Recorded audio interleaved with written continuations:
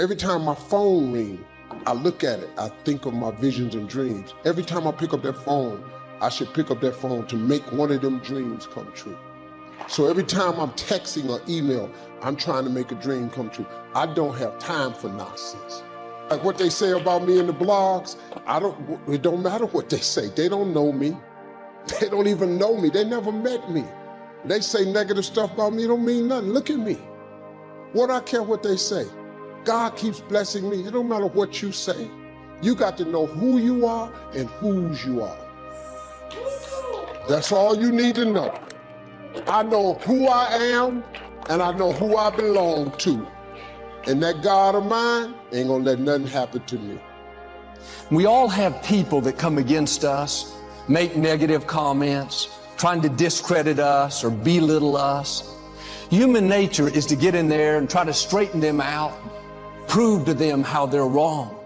We think we have to defend ourselves. After all, that's our reputation. But the problem with this approach is as soon as you get one person straightened out, 3 more will pop up. There will always be somebody that's against you, somebody that's trying to make you look bad.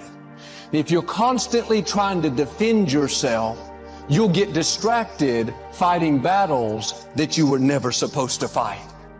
It's easy to get baited into conflict, thinking, did you see what they said about me on social media?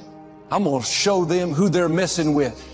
Do you know how much energy it takes to try to pay somebody back or to try to prove to them that you really are a nice person?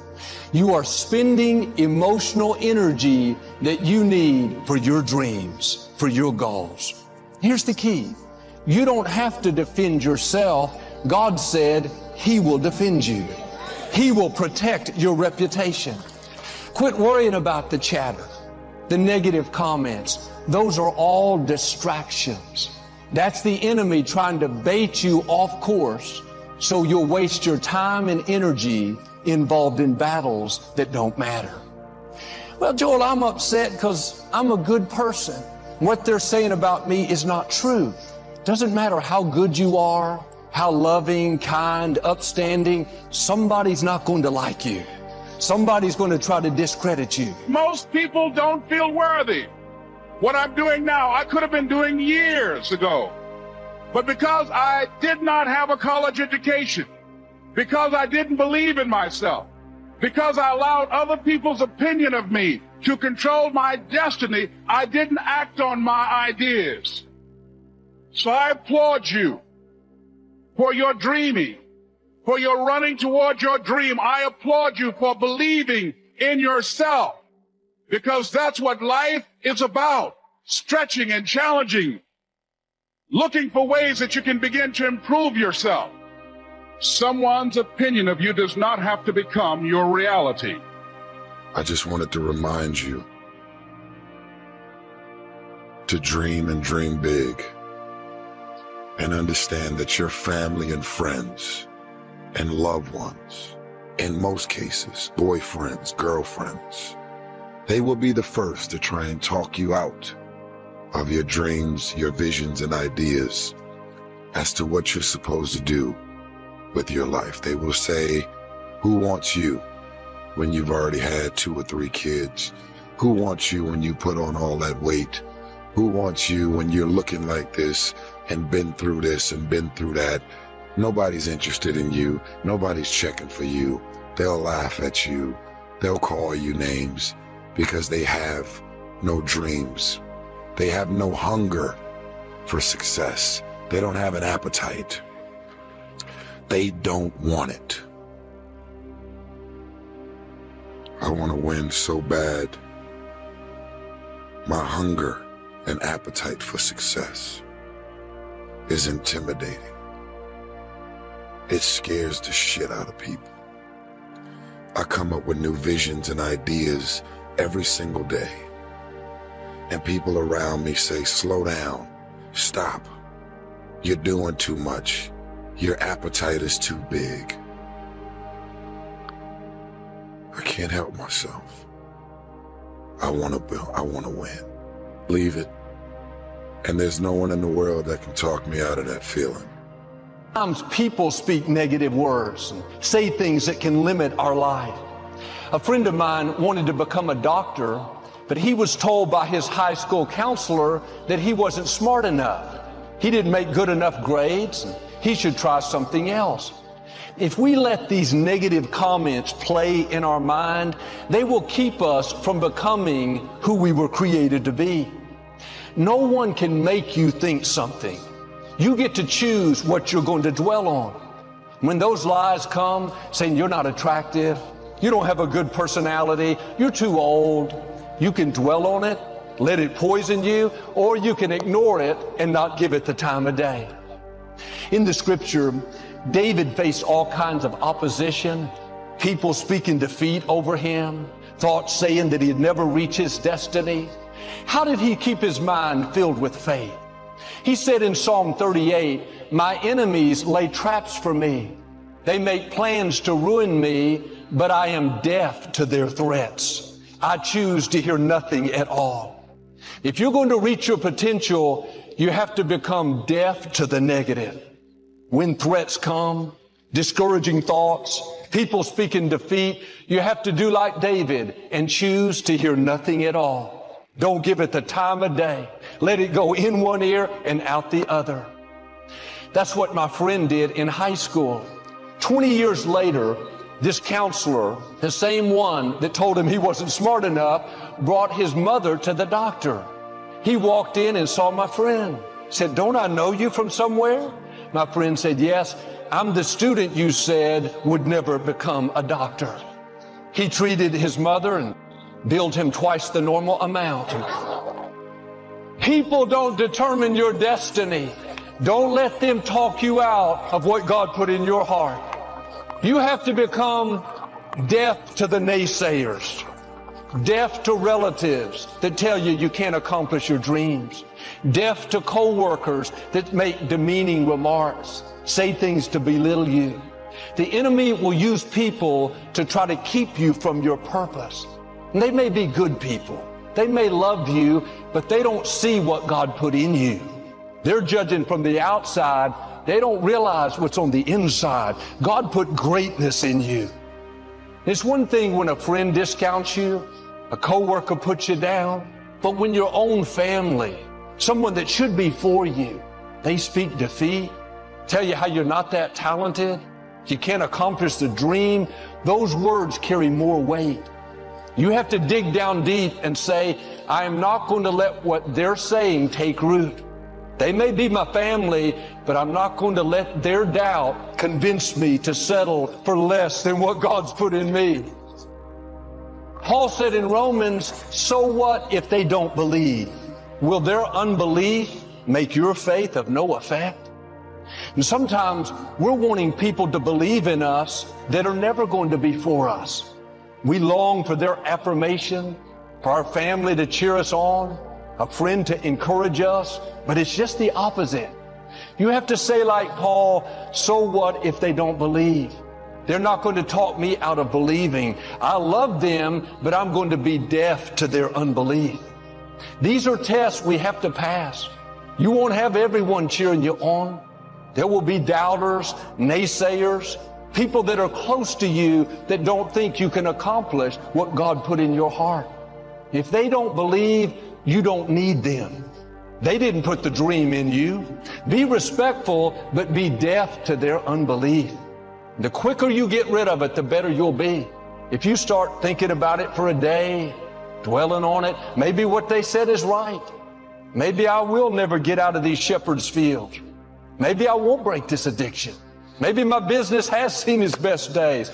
Or maybe I should just learn to live with this sickness. No, what you should do is become deaf to the negative. You can't play defeat in your mind and have victory. You can't think sickness and have health. You can't dwell on thoughts of lack and have abundance. I wonder how much more peace you would have, how much more you would enjoy your life if you would start leaving your cases in the hands of God. We spend too much time trying to defend ourselves, trying to prove to people who we are, worried about what they think. Why don't you put your reputation in God's hands? I can assure you, God can vindicate you better than you can vindicate yourself. You don't have to retaliate. You don't have to try to pay people back, convince them to change their mind. The truth is, some people are never going to be for you. No matter what you do, they're not going to like you. They're intent on misunderstanding you. They don't want to see your point of view. They don't want to give you the benefit of the doubt. Now, don't go the next 5 years frustrated because they're negative towards you, engaged in a battle that you're not supposed to be engaged in. It's time to leave that case in the hands of God. Quit worrying about what they think. Quit reading what they say about you on social media. Quit getting all riled up thinking about how you can retaliate, how you can pay them back. Well, as long as you're defending yourself, then the true defender, the Most High God, will step back. He'll let you do it your way. But when we make this decision, God, I'm turning this over to you. I'm not going to spend my life worried about what somebody's saying, wasting my energy trying to change their mind, upset because they don't like me. God, I know you're my defender. I know you're fighting my battles. That's when the creator of the universe will go to work. When people try to push you down, God will lift you up. When they try to make you look bad, he'll turn it around and cause you to look good. He'll cause you to shine. When Jesus was here, the people who were the most against him were the religious people. But Jesus didn't try to convince them to change their mind. He didn't spend hours arguing doctrine. He ignored his critics and just ran his race. One time they criticized Jesus for healing a man on the Sabbath. He did the right thing, but they said he did it on the wrong day. Some people, no matter what you do, are not going to be for you. You have to accept the fact that not everyone is going to accept you. Not everyone is going to like you or understand you. If you're going to reach your highest potential, you have to be comfortable being controversial. If you want everybody to like you, you'll get stuck.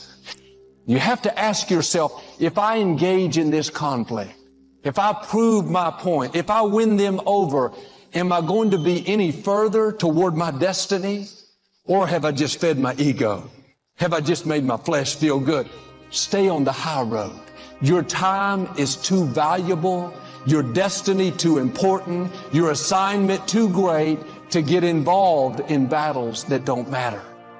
There will always be Sanballats yelling insults. Always be Tobiases trying to get under your skin, agitate you. Don't worry, you have a defender. Be still and know that he is God. Let him fight those battles. God will take care of your critics.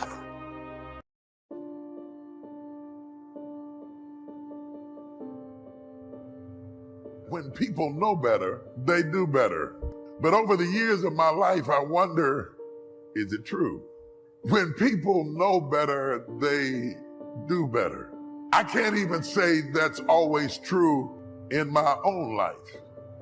I know I should get up every morning early and exercise about 5:30 and jog about 3 miles. I know better. I know what is healthy, what is not healthy. I have been informed. I know how to bench press. I know how to do lat pull down. I know the form. I know what I ought to be doing. It is not the absence of knowledge, but the gulf between what we know and what we do is often a wide gulf, and we don't always reach across.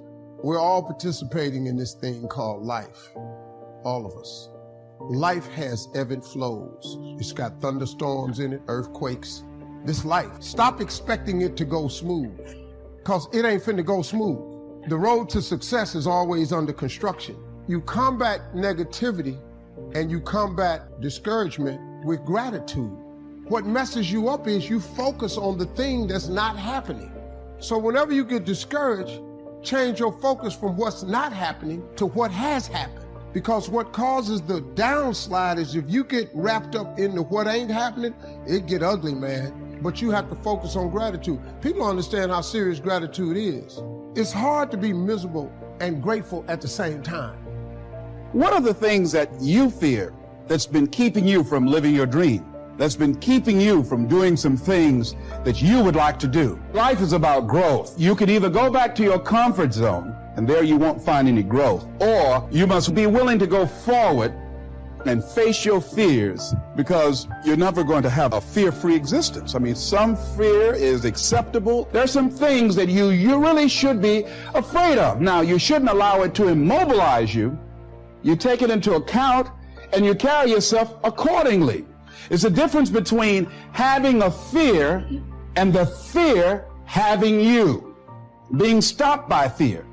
It's perfectly fine to have some fears. You embrace those fears, and then you move on. You act on whatever it is that you fear. What you resist will persist. It's good to pray. It's good to ask for God's help. But at some point, we all have to do like Peter. Say, God, I've honored you. I've prayed, I believed, I've done my best. Now, God, I'm going to rest. I'm not going to worry about the medical report. Not going to live stressed out over the situation at work. Not going to be upset because I don't see anything happening. God, I trust you. If Peter would have been stressed, worried, maybe the angel wouldn't have showed up.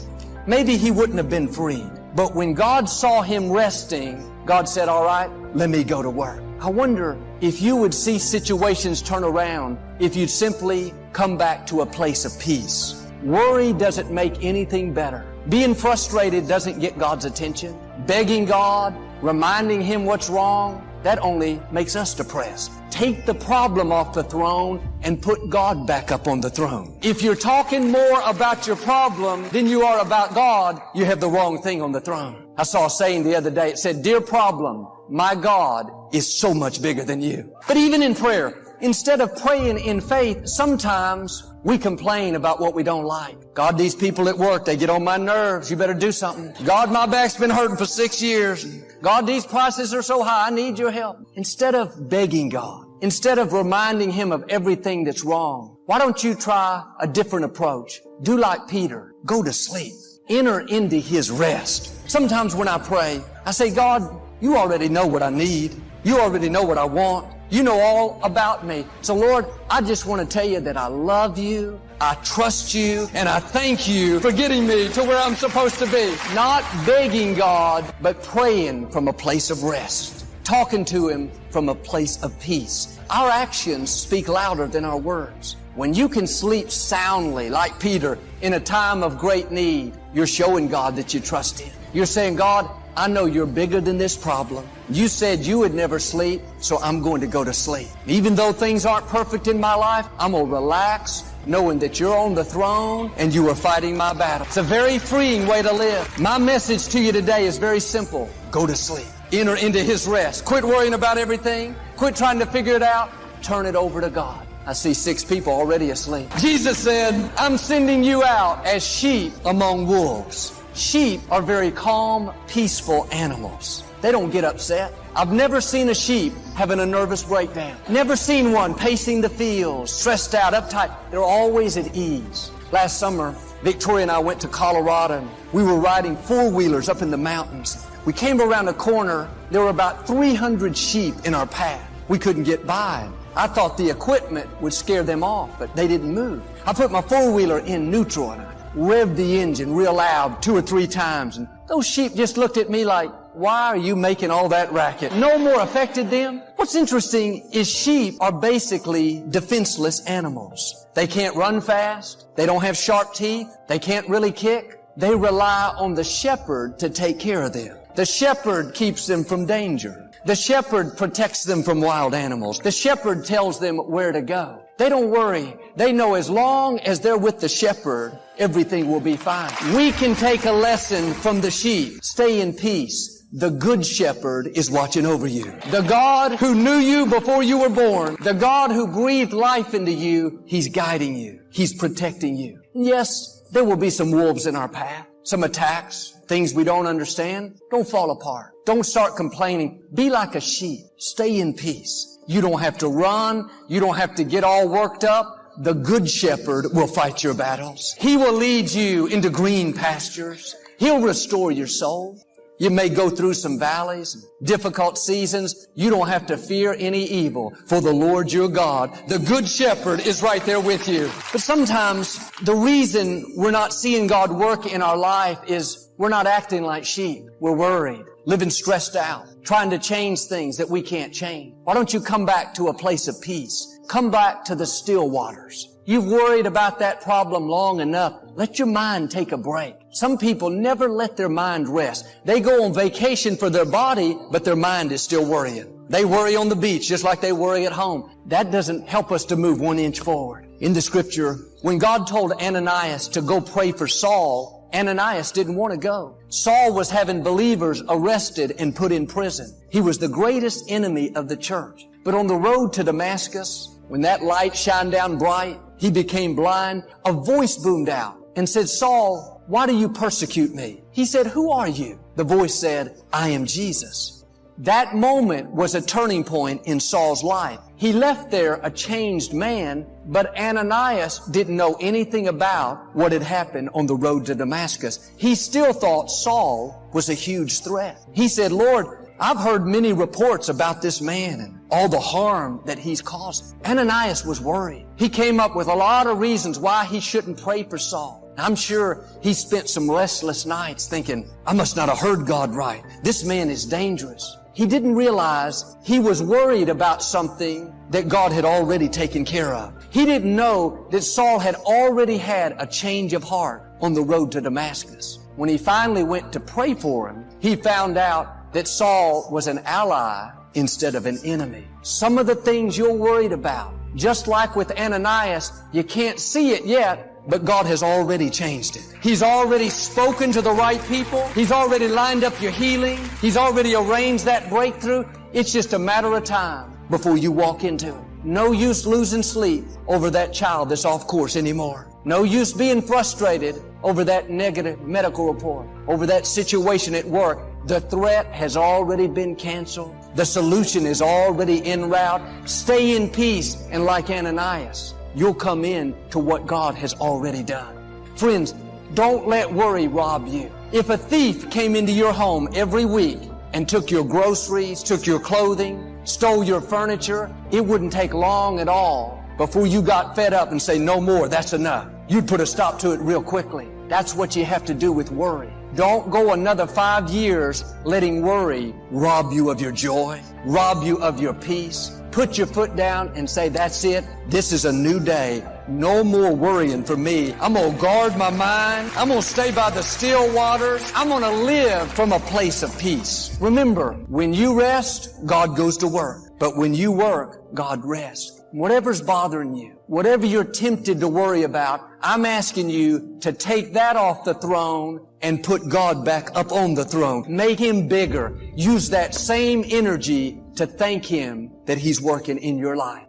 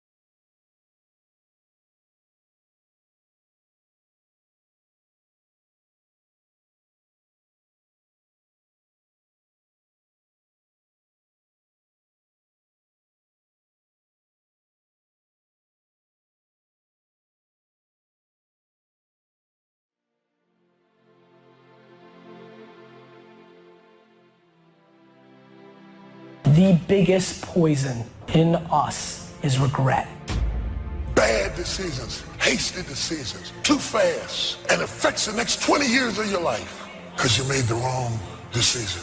What makes us make these fast decisions? Fear? Let the fear of regret fuel you to take action today, now. Be the best. Lifelong personal development requires tremendous dedication, discipline, and willpower. It is often the case that we know what we need to do, but we lack the courage to take the risks. Instead, we make excuses for inaction. When people can walk away from you, let them walk. When people can walk away from you, let them walk. The great thing about excuses is that no matter what happens, excuses are always there waiting to be used. But the downside of excuses is that nobody really believes them. If you make excuses, they're going to know it and they're going to think less of you. But if you refuse to rely on excuses, people are going to know that too, and they'll admire you for it. You need large amounts of self-discipline to deal courageously with all the fear-inducing events of your life. Courage is rightly considered the foremost of the virtues, for upon it all others depend. Often, fear is necessary to preserve life, prevent injury, and guard against financial mistakes. I don't want you to try to talk another person into staying with you, loving you, calling you, caring about you, coming to see you, staying attached to you. I mean, hang up the phone. When people can walk away from you, let them walk. If you ask people what they regret, especially as they get older, what they generally report is things not done. So they don't regret so much mistakes they've made, although of course people obviously regret mistakes they've made as well.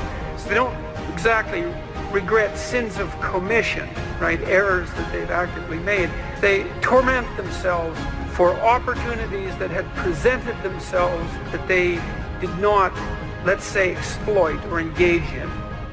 The regret we feel for things that we've done, though intense, only lasts a short period of time. But the regret that we feel for things that we missed out on, that can extend throughout a lifetime. Because most of us are scared, and we choose to lead an easy life. And by doing so, we start to rack up those regrets. But there is a solution. You have to be willing to be bold.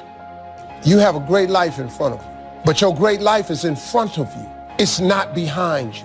What you did back there ain't got nothing to do with what God got for you. What you did back there was learn the lessons to get you to where you are at this particular moment right here. Bad decisions, hasty decisions, too fast, and affects the next 20 years of your life because you made the wrong decision. If you'd have just waited, got all your information together, settled yourself, you'd have been better. What makes us make these fast decisions? Fear? It takes discipline to face your fears so you can conquer them. And that's what discipline is. Discipline means taking the hard road, the uphill road, to do what's right. And regret, in and of itself, it's worthless. So learn and move on.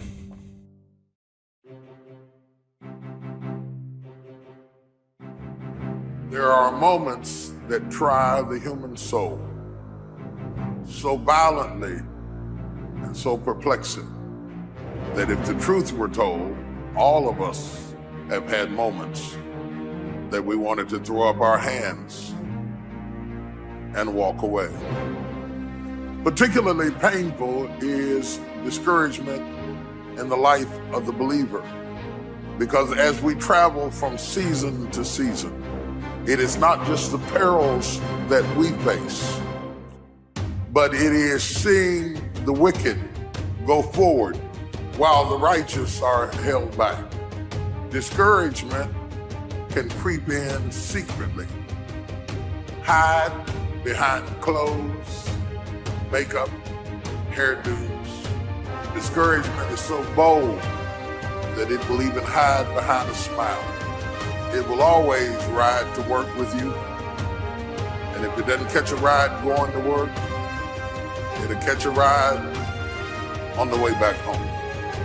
Discouragement will go into a tent. It will walk right into a Section 8 neighborhood. But don't think that it stops Discouragement will walk right into a middle-class house. It won't just stop there. It'll go in a mansion.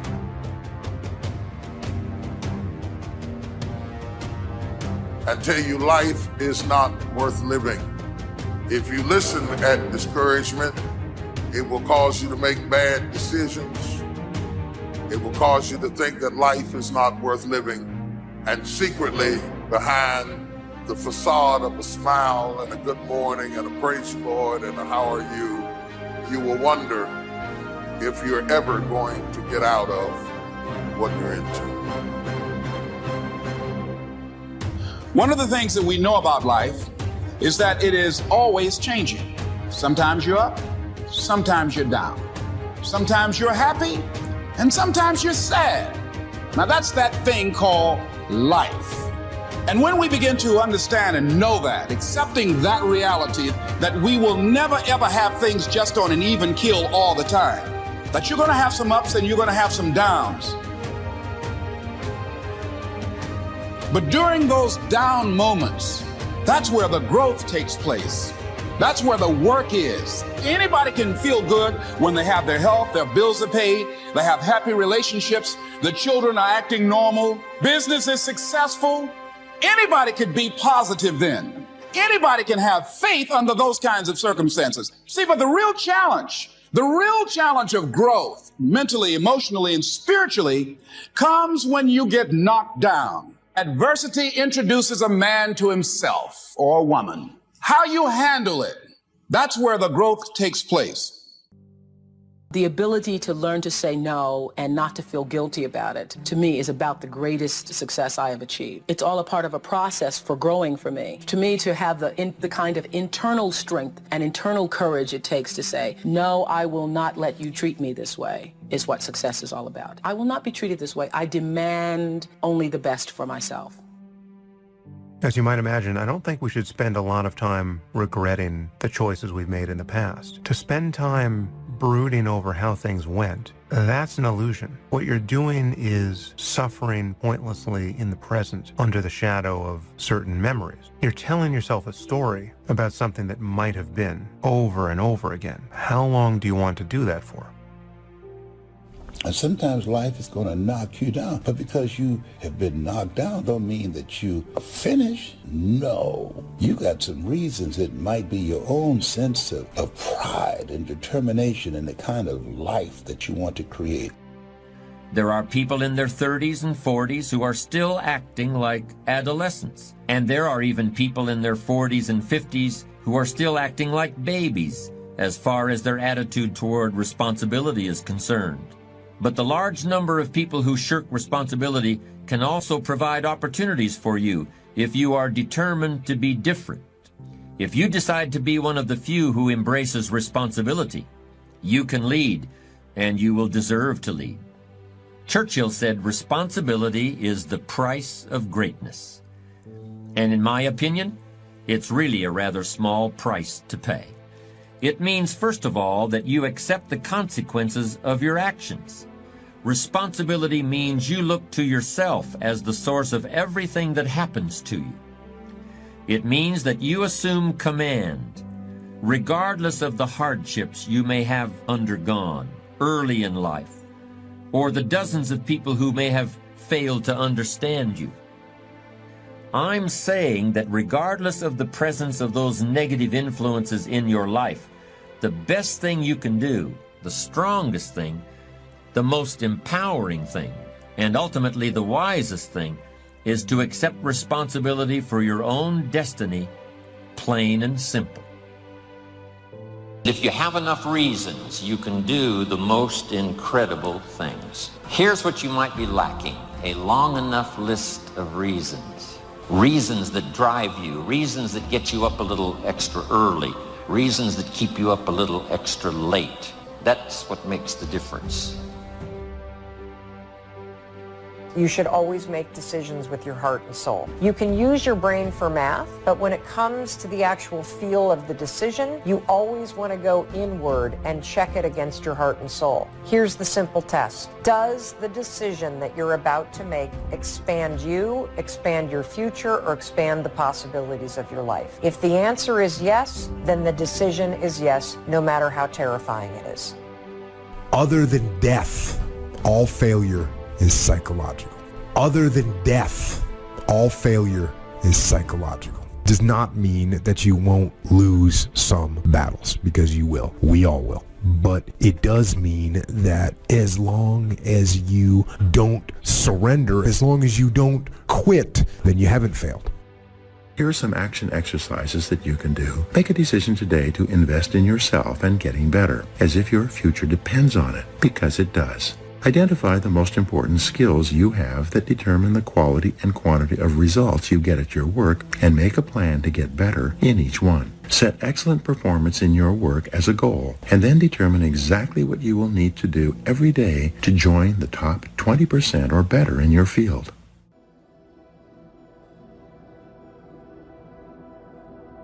Sometimes I see people succeeding who didn't pray nearly as hard, work nearly as long, and it seems like they seemingly have moments of victory in close proximity so I could see it. Not while I am having a similar experience, but while all hell has broken loose in my life and I am going through agony and tragedy, seemingly they are having victory and triumph.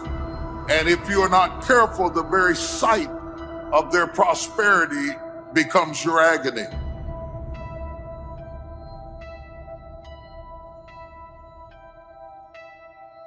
And seeing them go forward will be a source of such continued frustration that it is not your test that baffles you, but their success agonizingly displayed before you makes you despair of life, until David says in 37:1, fret not thyself over evildoers, how they prosper in their own way, they shall soon be cut off. He says, in other words, don't make a permanent decision over a temporary circumstance. He says, don't allow a moment of agony to make you draw a conclusion about life prematurely.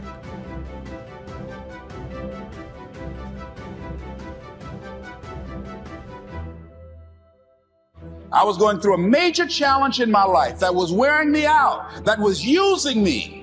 And one of my students told me in a class that I was teaching, Lessons in Truth, she said, Les, until you handle it with grace, it will stay in your face. And it stayed there a long time.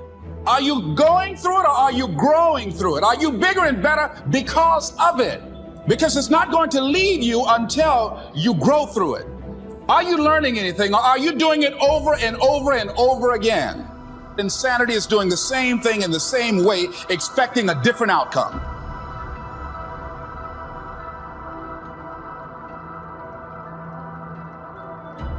The biggest challenge is to know what's happening. This is a part of this thing we call life.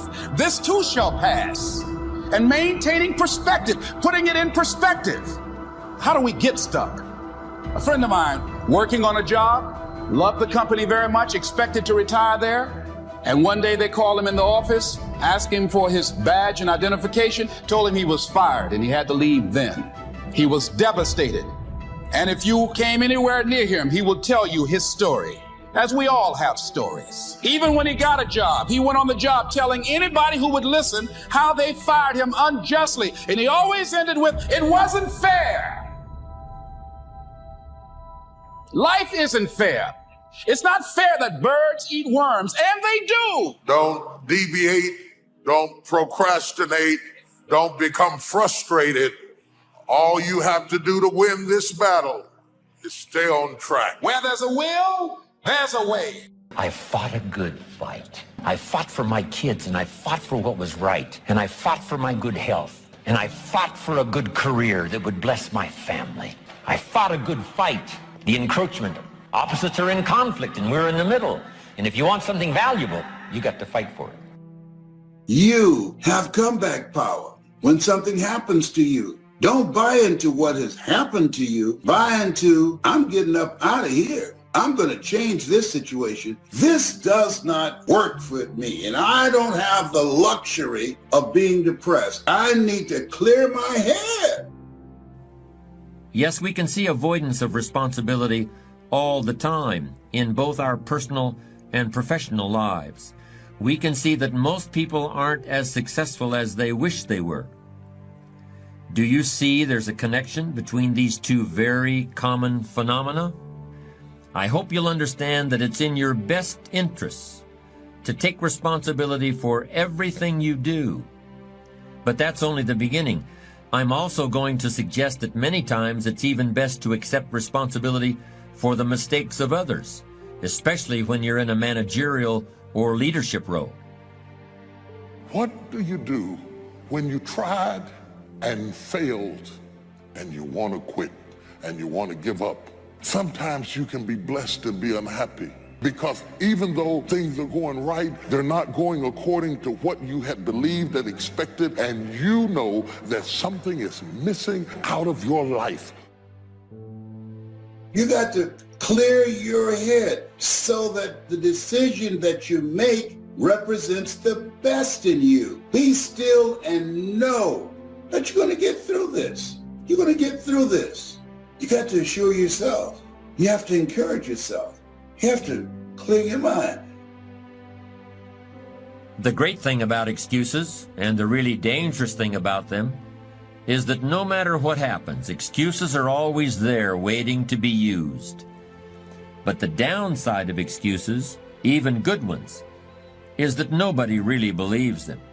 If you make excuses, they're going to know it, and they're going to think less of you. But if you refuse to rely on excuses, people are going to know that too, and they'll admire you for it. This is especially true in business. One of the classic examples happened about 15 years ago. A widely advertised healthcare product from a leading manufacturer was shown to be unsafe, and the company responded by pulling every single box off the shelves at a cost of millions of dollars. Was the company destroyed? Hardly. If they had done anything else, there would have been a tremendous loss of confidence. Instead, there was honest acceptance of responsibility for a mistake. Contrast this with what happened recently to a leading manufacturer of computer chips. When a new microprocessor didn't perform up to expectations, the company made excuses. It was a minor problem, something that would crop up once in a lifetime, and so forth. Were these excuses valid? Maybe, maybe not. But it doesn't really matter, does it? So many people use excuses, but nobody really buys them.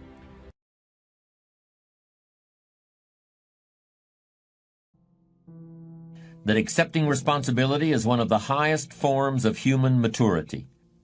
To put yourself on the line, a willingness to be accountable, is really the defining characteristic of adulthood. Anyone who has raised children knows how true this is. Just look at a baby during the first few years of life. Every facial expression, every tentative word has one message for the baby's parents. I am totally dependent on you. I can't be held responsible for the consequences. I can't do anything for myself even if I try. After all, I'm just a baby. 10 or 12 years later, of course, as the boy or girl enters adolescence, this message to the parents will be very different. It will sound something like this: I want to be totally independent. Why don't you just leave me alone? I don't want to do anything but think about myself. I certainly don't want to accept any responsibility. It's only when we're at last grown up that the first two messages, I'm totally independent of you and I'm totally dependent on you, finally turn into you can depend on me, which is the truly adult outlook.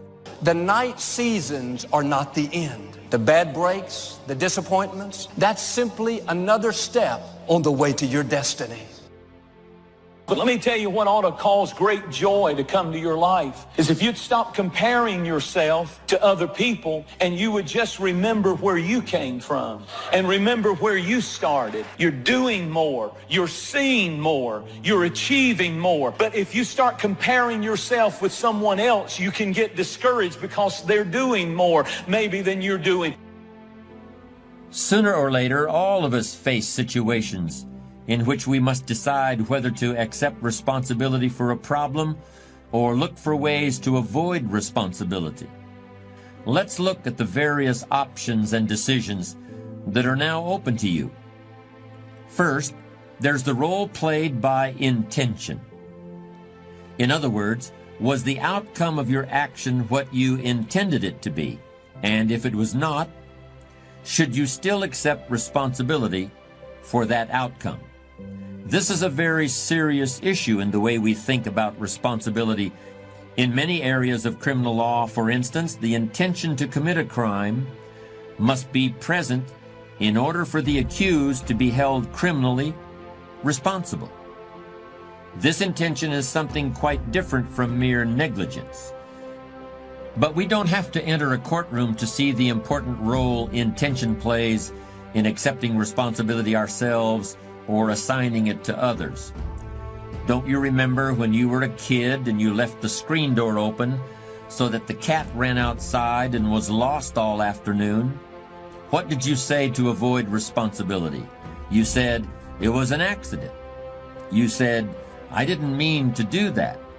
As I pointed out earlier, there are lots of people who still use these childlike rationalizations well into their middle age. But if and when you decide you want to be an adult, you begin to see the whole question of intention as nothing more than another opportunity for excuse-making, and you should refuse to participate in it. If you get beat, unless you're dead, you are not defeated, and you have not failed. What you've done is you've learned. You've gained experience, and you're still alive. So get up and go get after it.